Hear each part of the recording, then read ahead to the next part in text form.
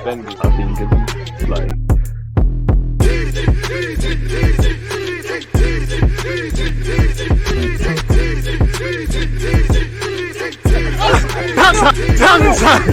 People deluded, I'm back again. Come on, Ian. Come on. Like the big man just said there, Ian Wright. People deluded, I'm back again. Appreciative of all of you lot tuned in, everyone who supports my content. Thank you very much for growing this channel and continuing to grow this channel. I hope everyone's had a great Monday. It's 6:30 at the time of making this vid. I just watched Japan obviously lose on penalties to Croatia. Commiserations to Tomiyasu.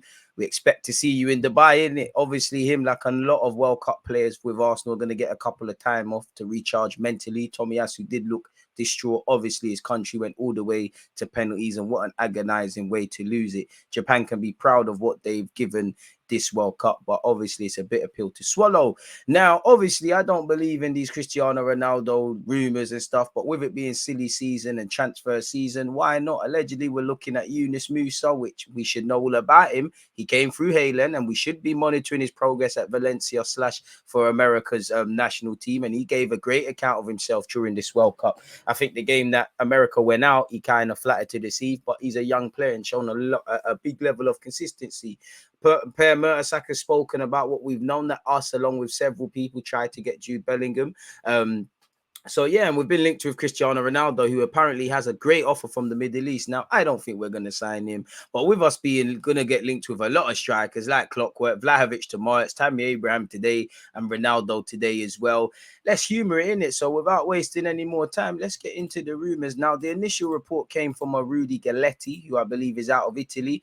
Again, for a variety of reasons. On one hand, I can't say no to Cristiano Ronaldo, but on the other hand, you know, it doesn't make sense. Obviously, we've just got rid of, I don't even like to say big characters, because there's big characters in the Arsenal dressing room. But I mean, if this guy's going to act up where there's Ten Hag, what's he going to do with Arteta? He's seen Arsene Wenger, he's worked with Alex Ferguson and a whole list of people. So on one hand, with it being Ronaldo, the chance of watching Ronaldo week in, week out, obviously he's a better player than Eddie Nketiah, no disrespect, and he has experience and all of that jazz. Doesn't fit the pressing style, gonna cost an arm and a leg. Yes, we know his agent, gonna cost an arm and a leg. You know, we're setting new principles at this club. We do not need an individual that's gonna question everything. You know, well, Wenger would have done it like this. You know, we don't need any of that. I do think Arteta likes big characters. There's some in the squad in the team, but they have to fall in line. So we know this ain't gonna happen, but it is what it is, people. As you can see, follow-up tweets from my man, Rudy Galletti, probably just trying to get his social media handles banging. Despite late rumors, there's nothing agreed or signed between Ronaldo and El Nazir. Apparently, he'll decide his future after the World Cup, people. So, and you can also see Arsenal would like to join the race for Ronaldo. The EPL club will try to convince the Portuguese player, who already, I think they mean, has an offer on the table, has many options. I don't know about that, but rightly so, it's World Cup time. For what it's worth, humor in this, Ronaldo, Arsenal also in the running, all options on the table for Ronaldo. Of course, he's only going to go to the Middle East to line his pockets, and if there's no option in Europe, really. We know his agent. We've obviously worked with Fabio Vieira, who's a client of his, and we've got him at the club. We did try and get another one of his, Pedro Neto. You know, if we're going to get another Portuguese somewhat player, you know, it probably should be João Felix out of his stable or any others. But apparently, people, Ronaldo's future is still to be decided, with the Portuguese champion engaged with his national team in the World Cup. All assessments are postponed until the end of the Qatari tournament, as we know. Meanwhile, Jorge Mendes continues to work undercover for Ronaldo with the aim of finding a new place. Well, he doesn't have a club. His agent is paid to look after his interests, whether that's leaving the club, signing a new deal, or finding a club. Nothing groundbreaking here. He'll decide his future after the World Cup. Agent doing his job.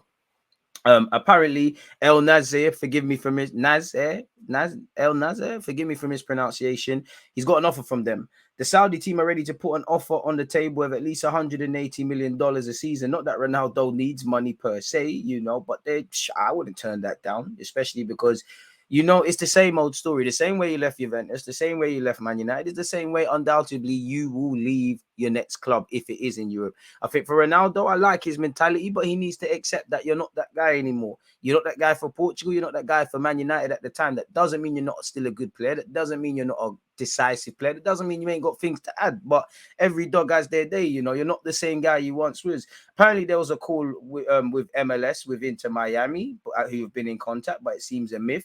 Apparently, Arsenal track takes hold. The Gunners would like to enter the race for the Portuguese to try and to convince him to stay in England starting from January 2023. If you know he was ready to forego a lot of his wages, and it was something that would fall in line with what we're trying to do, especially as we've got a lot of players that are on big wages or players that wages to their use in the team doesn't make sense. If there's a way to work around that and he stays for a couple of months and Arteta has somewhat assurances, even though nothing's guaranteed, that he'll fall in line, then we could do a lot worse, really. You know, get him for 6 months, Premier League help us in it. I don't think that is going to happen. So you can see that there. So it probably is nonsense. Apparently he'll sign a 2.5-year contract with this Saudi Arabian side for 200 million per season. Go and get that and further secure financial security for generations of the Ronaldo family, really and truly. Go do that, man. Can't see this happening. That's all I've got to say. Again, we know it's not going to happen, but Arsenal are not in action. Let's humor it. I would love us to bring Yunus Musah back. I think Arsenal tried, but a bit like Jamal Musiala, both, not to praise Chelsea, but both clubs are always, you know, you let this guy go, you let that guy go. Players are going to leave clubs, and especially young players. With Arsenal going to lose players again. Hopefully it's not Miles or Ethan. Every club. You know, I like how these players seize their future. Yunus Musah was given a project as a schoolboy, was playing for under 18s. Arsenal did all they can. He thought he could get closer to the first team at Valencia. The move was backed up. He now plays international football and is playing in La Liga. So we should know all about him. We should have monitored his scouting and, you know, bring him back. Him, Benacia and Gnabry, there'll always be a sour taste in my mouth in that we never really got to see the fruits of them three players' labours in particular. Everyone's going to cry about young players. Many players left this club and not done nothing. Yunus Musah is in the list of Premier League clubs. Arsenal recently sent their scouts to monitor him, but there are also other Premier League giants well informed, as they should be. Inter Milan are interested too. He could leave Valencia between January and June, people. And obviously, hopefully, agent Bakayo has been doing what he needs to do to bring him back home, people. As you lot can see here, further confirmation, Inter Milan are interested too, but the price tag could be too high for them in January. So it is what it is. We've been linked with Piero Hincapié as well, people. He's attracted the attention of Arsenal and Tottenham, as well as AC Milan, Napoli, AS Roma, and Inter. Leverkusen are not willing to sell the player in January, who is valued at no less than 25 to 30 million euros. That's something that's been a consistent throughout the World Cup and isn't going to go away. If we've done our due diligence and our scouting and we believe the Ecuadorian lad can bring something to the table, why not, people? Because, you know, centre forward takes more precedent now. We want a winger. We probably need a centre mid. But we also could do with another centre half, because if anything happens to two or even one of the Ben Whites, the Gabriels, potentially Tomiyasu, and obviously Saliba, respectfully to Holding, there's a massive drop-off in quality. In fact, I would say anything happens to Gabriel, Ben White and Saliba in particular, I would explore playing Tomiyasu at centre-back before Holding. Respectfully, he's a bit shaky in the back four. And there's just a significant drop-off. It's as simple as that, really and truly. So it is what it is in that regards, people. That's a rumor that hasn't gone away, probably isn't going away. This is something as well. We've also been linked again, once again, confirmation of such. Has his agent said anything? Not much there, but it will take 25 to 30 million. His agent apparently said, Inter didn't call me. The boy has a contract with Bayern and he feels very comfortable. Bayern Leverkusen, that is, and feels very comfortable there. So we'll have to see in it, people. Everybody's linked. Everybody's linked with everyone. So we'll have to see how that one develops. And just going back to Cristiano Ronaldo, you know, Fernando Santos is unhappy with him. So Ten Hag and United not happy with you, rightly or wrongly, getting into handbags for international duty. It's nothing that's not going to affect us. It might start well and end terribly. Fernando Santos is unhappy with Ronaldo's conduct and refuses to guarantee start against Switzerland. That could be a bit of mind games. But again, you know, if you're having clear the air talks and somehow making a World Cup all about yourself, just like United, who I don't feel he's in the wrong for everything, probably best to stay clear of this. One thing I've liked this season is we ain't got the Ozils, the Aubameyang's, not necessarily the players, but the dramas. I don't really on this drama thing, really, because it's not that Ronaldo isn't worth it, but it's not worth the headache. Anything that gives you a headache or costs you your peace of mind in life is a mad thing. You can't put a price on you know, just not having this really. So that's that. We all know Gabby Jesus is coming back to the UK, people. Gabriel Jesus back at Arsenal to see knee specialist after World Cup withdrawal. As we know, he is in London to see a knee specialist. We hope it's all right. As you lot can see here, the full extent of the injury is still uncertain. And as a result, Jesus flew back to London from Qatar yesterday with his wife and child to see a specialist in London. Jesus being out for an extended period is an L for us. We don't have that many options. Arsenal allegedly are ready to back Arteta in the transfer market in January, people. And as you know, Edu, Stan Kroenke, Arteta, they all, courtesy of a pre-arranged trip to America with the Kroenke family, they met them and they're now flying directly from LA to Dubai to join the Arsenal squad. As you know, we've already began our preparations for the season to restart in Dubai and whatnot, people. So we'll have to see what happens in that regards, really. Saka's also echoed our comments and he said it's very, it's upsetting, really. He is a very, very, very, very important player for us, and it's not good to hear the news. Obviously, I messaged him, and I think he is going to go and see the doctor and see what he needs to do for the next steps. But yeah, definitely it's not good news when I heard that. And I mean, he's right. And you saw on social media Tommy Asie's reaction. So that is that, people. Apparently, Mertesacker said Arsenal tried to sign Bellingham before, but with the number of clubs wanting him, he'll be too expensive. I mean, we've tried to sign him like everyone from his Brum days, and he will be expensive. You're talking about 100 million, and every game he bosses for England, it's going up. So we have to forget about that one. So it is what it is regarding that. As you know, it looks like Juventus are getting RICO cases, people. Apparently, Paratisi, who is now at Spurs, wanted different Juventus conditions to the deal on Locatelli. Now, apparently, wiretapped conversations suggest the then Juventus chief specifically named Arsenal director Edu when negotiating mace rates with Sassuolo for Manuel Locatelli. Nothing new there. The investigation into allegations of financial irregularities at Juventus saw the public prosecutor in Turin collect hours and hours of wiretapped phone calls.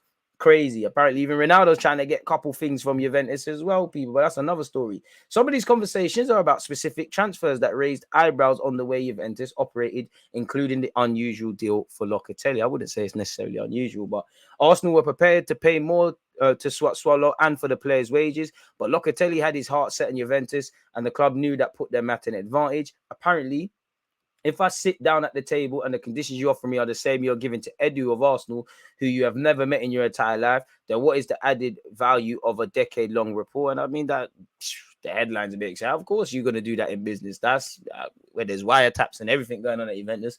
Can't say that's groundbreaking. The fact doesn't sound as good as the headline so far.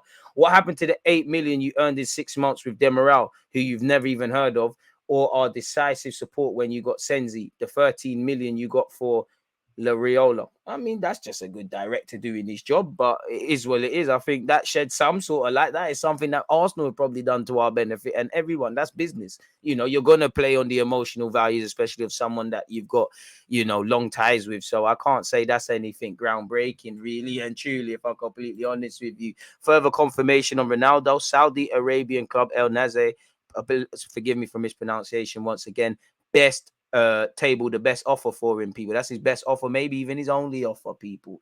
That could be his likeliest destination. Apparently, the club want to make him an ambassador of the game there, and you get over 200 million. What a way to end your career, really. And he's still currently obviously in Portugal, and we already know what his current Portuguese gaffer has said. Have I seen the images when Ronaldo was sub? Yes, I did not like what I saw. No, I didn't like it one bit. These matters are resolved behind closed doors. It's resolved. Full stop on this matter, and now it's full focus on tomorrow's game, people. So yeah, and plus, could you imagine signing Ronaldo and having to deal with Piers Morgan? He's already a pussy. Pardon my French, people. So yeah, that's that. With Bellingham, Musah, and obviously Locatelli. So we're gonna have to see what's being said, people. The dream is free. The dream is free. The hustle is sold separate. I mean, I would love for us to find 100 million for Bellingham. Not going to happen. Would love for us to bring Musah back to the carpet. Obviously, the Locatelli thing is closed. Any other news and things like that, when it comes out, give me a bit of time and I'll get the videos out. Check out my YouTube playlist for any more news and things, because I'll do the short videos for you. Appreciative to everybody who's been here, people. One love. I hope you're doing well and safe. Don't forget to like, comment, subscribe. Please, please, please comment your opinions, because you lot make this platform. Most importantly, stay blessed, stay safe, stay in good health, and I'll see you lot all soon. One love. Because there's always just that Active red light, defenders. I think it's like